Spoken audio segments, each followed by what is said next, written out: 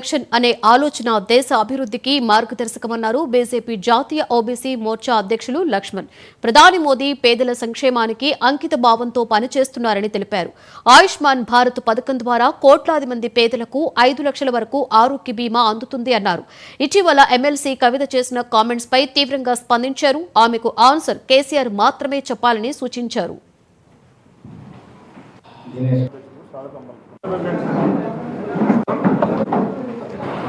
ఒకే దేశం ఒకే ఎన్నికలు బిల్లు ప్రవేశపెట్టడం, మొన్నటికి మొన్న కుల గణన, ఇవన్నీ కూడా గతంలో ప్రభుత్వాలు ఆలోచన చేయలేదని కాదు, కానీ సాహసించలేదు.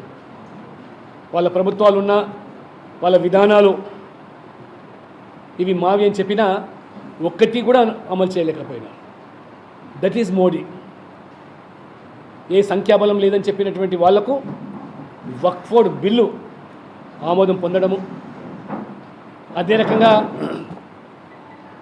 మరి ఒకే దేశం ఒకే ఎన్నిక, అది జేపీసీ ద్వారా ప్రజాస్వామికమైనటువంటి పద్ధతిలో చర్చలు జరగడం.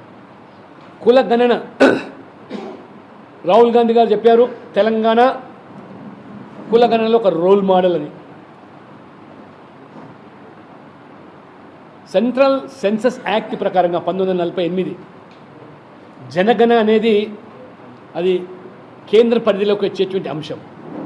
మీరు రాష్ట్రాల్లో చేసేటువంటి సర్వేలు ఇది సెంట్రల్ సెన్సస్ యాక్ట్ అనుగుణంగా చేసేది కదా, చట్టబద్ధత లేదు. జ్యుడిషియల్ స్క్రూటినీలో కూడా నిలబడి